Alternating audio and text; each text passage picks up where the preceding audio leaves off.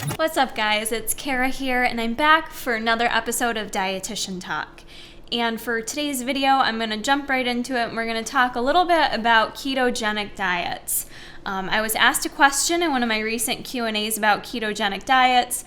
I gave a short little opinion on it, and I got a lot of comments on that video regarding folks that have been on ketogenic diets. So I thought it would just be a good topic to talk about a bit.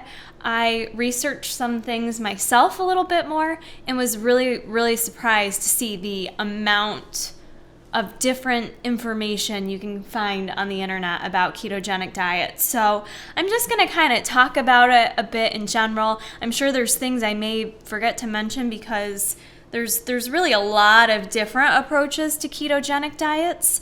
Not everyone who says they're on a keto diet is necessarily doing the same exact thing. So to talk about it a little bit, ketogenic diets do date back pretty far to the 1920s, which they were first starting to use those diets for use in children with epilepsy. And it's actually a dietary approach that's still used today, but it started back then as kind of like a non-pharmacological approach to treat kids with seizures. And in general, there's still, like I said, it's still used today, and I've actually I know people who utilize ketogenic diets, and there is a lot of good research to support huge reduction in seizures. So for folks who have, epilepsy, that's one dietary approach that you could utilize, maybe utilizing already. So I just kind of wanted to mention that because in terms of treating medical conditions, that's one of the big things, probably the only thing I've really actually seen it prescribed for in the medical field. Myself as a dietitian, it's not something that I've ever prescribed for someone. It's funny though, because when our dog had seizures at 9 months old, I remember asking the vet about it. It was like one of the first things that popped into my mind was like, well, I wonder if this works in canines. But I don't know. They hadn't really heard of dogs on ketogenic diets, but it was in my thought process at the time. I don't know. It's kind of interesting, but again, it's one approach used that way. But speaking about it, today's video, I'm more talking about weight loss, and a lot of people use this approach to trim their waistline, obviously, lose some pounds, and probably lose them very quickly. So, ketogenic diets, if you're not familiar with them, are fairly similar to a very low carbohydrate diet, but they differ from that in that your protein intake is also lower, at least in the beginning portions of following a ketogenic diet. So when you're just on a low carb diet, for the most part, it's all about keeping them carbs low, but people tend to eat like higher protein. So I'm talking about like Atkins diet, for instance, but that's where your ketogenic diet differs, is that your protein level isn't as high as you want it to be. There's kind of this whole adaptation that has to take place with a ketogenic diet. So for those that are just starting on it, there's probably about a 2 to 3 week adaptation that's going to take place. And your macronutrient distribution is going to be significantly different, most likely, than what you've normally been doing. You're really going to want 90% of your macros at the beginning part coming from fat. And typically, so as I mentioned, there's different styles of ketogenic diets, but the classic approach usually utilizes most of the fat coming from your long chain fatty acids, your long chain triglycerides. So typically those fat sources are going to be comprised of things like butter, whipping cream, mayo, and things like canola or olive oil. So there's tons of other different fat sources, but your classic keto typically utilizes those fat sources. And again, that makes up about 90% of your macros, where 10% combined at the beginning stage is going to be a combination of protein and fat. Protein and carbohydrates. So in general, most people have to go below 50 grams of carbs per day in order to get into ketosis. But for the most part with ketogenic diets, you do see the recommendation being primarily less than 20 grams of carbohydrates per day. So it's going to vary a little bit. And with the adaptation process, I'll just say I've never done a ketogenic diet myself. I've done very low carb dieting for bodybuilding competitions, but I've never done ketogenic diets. So I'm not speaking from personal experience here. I'm just speaking from my own research and knowledge of this diet. But typically, that first week is what everyone says is going to be the hardest. So your body is used to functioning on carbohydrates, right? Like for most of us, our body utilizes it, and not only our main organ in particular being our brain. Our brain is very hungry throughout the day. It kind of is what creates that hunger feeling we talk about a lot. And our brain requires energy, like constant energy throughout the day. And our brain requires that mostly via glucose, but it can also do that via ketones. And your body is used to utilizing carbohydrates. So in this beginning stage, your body is not as familiar with utilizing ketones. It can feel like you're getting sick almost for someone that's never done this and is planning on trying it. You could be prepared to feel feelings of nausea, sickness, total brain fog. You're definitely, it's kind of like if you're having a day and you don't get to eat for a long time and you unintentionally fast. Happens to all of us at some point or another. You know how you get that brain fog and you just can't even concentrate? Those are the types of feelings you're going to be feeling through your body, but it's going to last probably the first 2 to 3 weeks. It's probably going to take about 2 to 3 weeks to truly get your body to have that metabolic adaptation to switch over to using ketones as your primary source of energy. And your body can adjust to that, but it is going to take 2 to 3 weeks of tough discipline to get there. And following this diet, so most people still eat, plenty different sources of protein, all those fat sources I discussed, and carbs, keeping them low, less than 50 to 20 grams of carbs. Most people are omitting fruit and dairy from their diet. Maybe not everyone, but classic keto, you're typically just consuming your green veggies, your like green leafies, cauliflower, broccoli, celery, those things that are very, very low carb.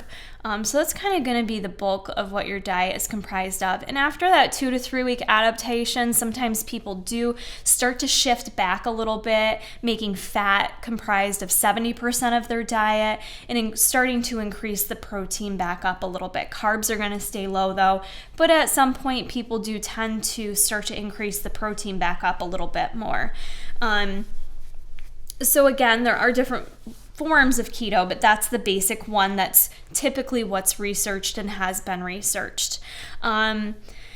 Benefits, they say, from doing this, obviously, I'm not going to deny it. There's plenty of research that does show this type of diet will absolutely help you lose weight. I mean, you are definitely going to be, you're going to be embarking in a total caloric restriction. It's going to be hard not to.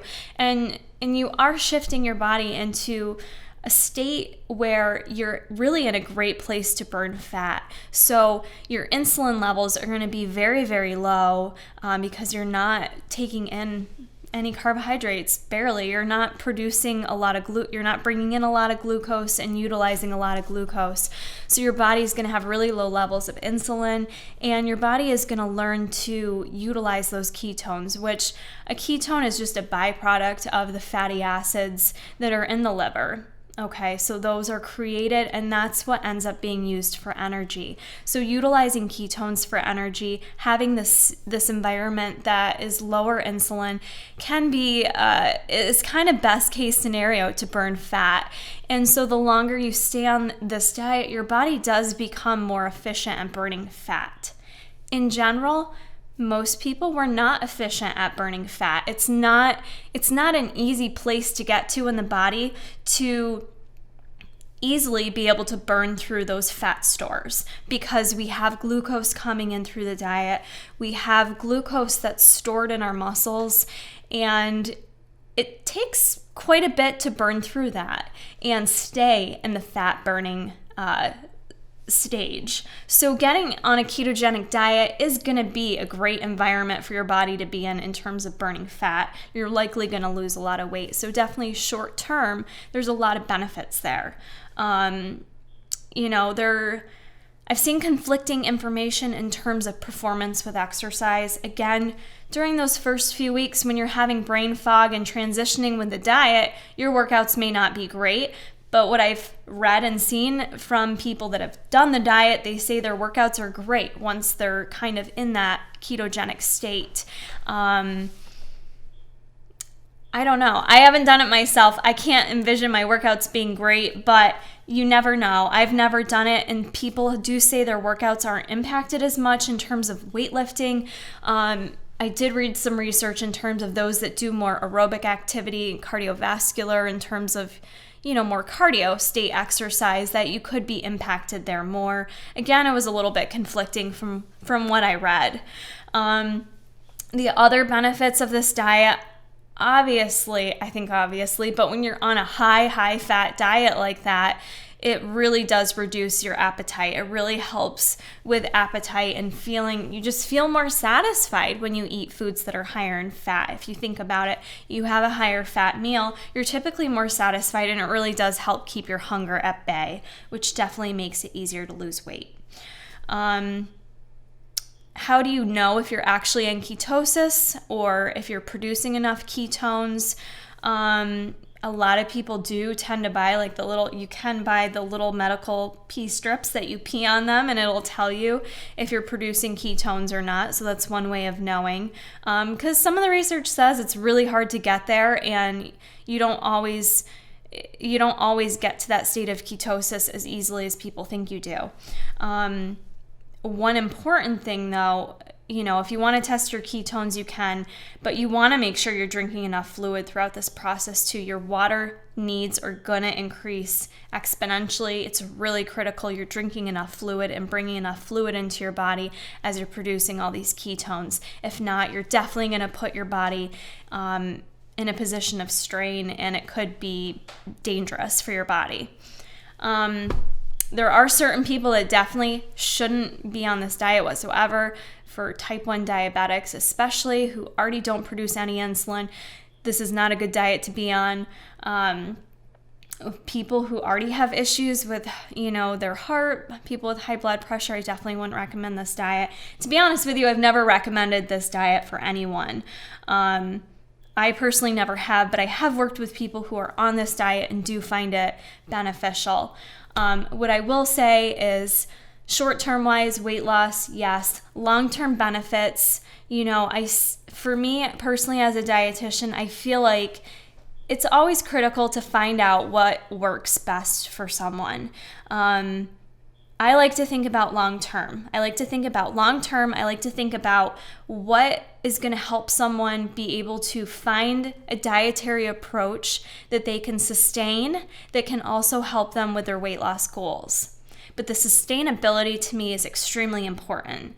I feel like some other coaches out in the industry, they may think otherwise and definitely recommend keto to everyone and their brother. But I don't just think about aesthetic goals with individuals, and I encourage people to also not just think about what can I do that's going to make me have the best body ever.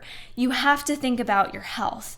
And so for me, I think about what's going to assist someone not only with their weight loss goals and not only what's something they can sustain, but also what's best for their health in the present and in the long term. So a ketogenic diet's obviously going to help you in the present.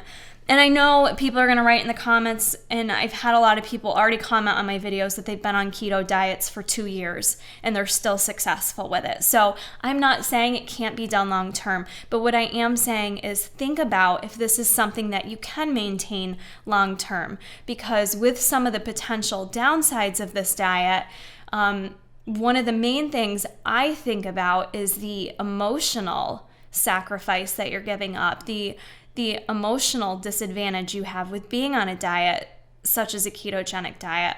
It's one thing if you medically have to do something, right? Like your life depends on it. If you're diabetic or if you have celiac disease, IBS, you name it. There's a whole slew of medical diseases that are out there that require us to eat a certain way, or food allergies. Prime example, you have to. And even then, people struggle with it. I've had people that tell me they have celiac disease and they're like, but that diet is ridiculous. I'll never do it. It's too hard. It's too restrictive.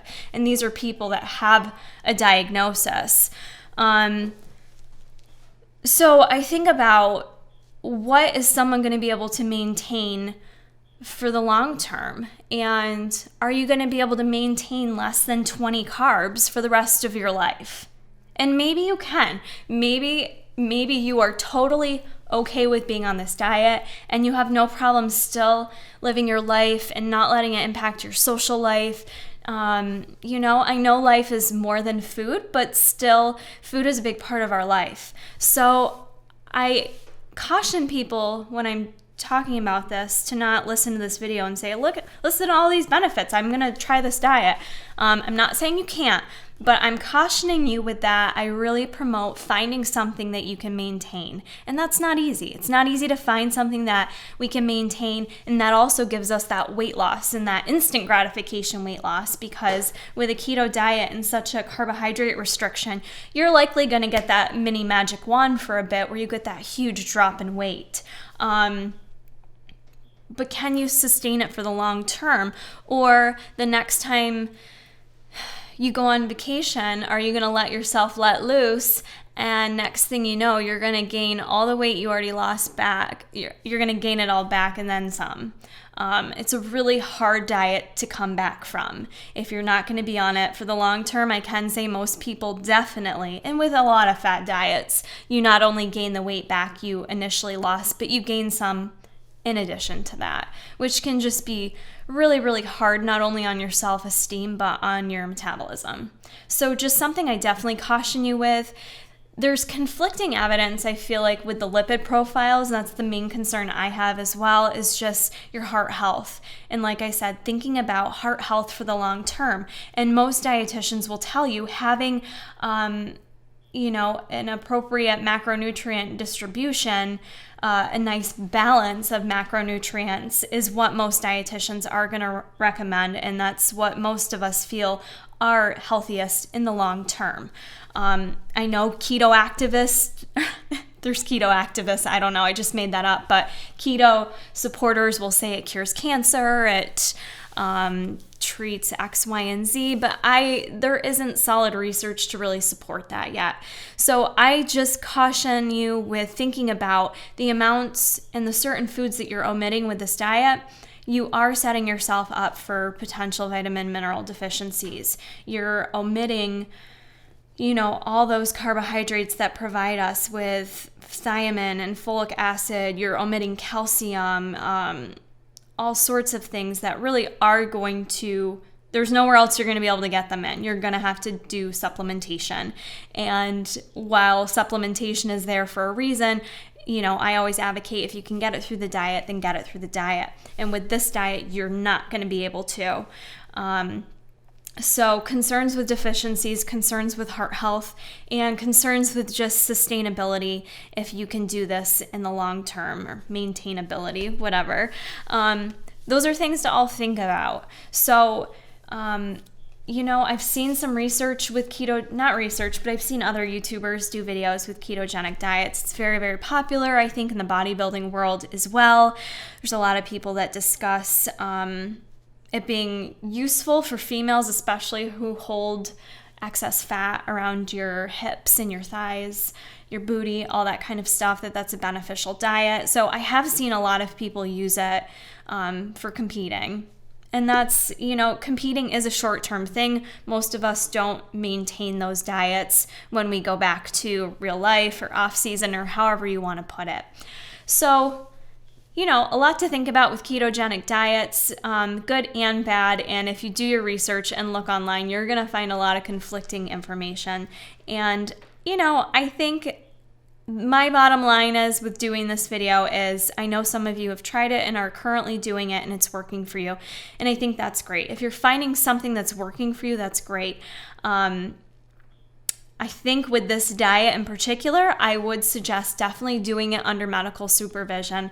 I would not recommend just doing this diet and not consulting with your doctor or not being someone that does regular checkups with your doctor. I think you need to make sure your doctor's aware of this diet approach you're taking, that they're aware of maybe any medications or supplementation you're taking, and you should get routine blood work done.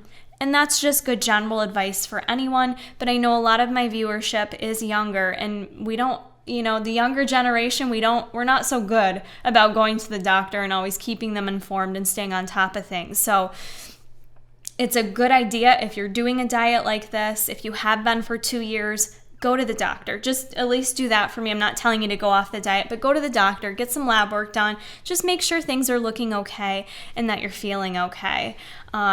So if it works for you and medically that you're having no side effects, you're not feeling depressed and you're not having to isolate yourself because you can't go out and eat like a normal person, then that's fine. Do what's best for you.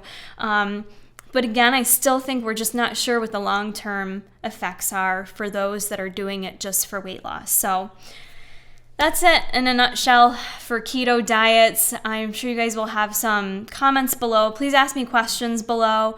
There's probably a lot more I could talk about with this topic as I do more research myself. So I always appreciate your input and what your opinion is on the keto diet. I'd like to hear it below. So hope you guys enjoyed this topic, and I'll see you for the next one.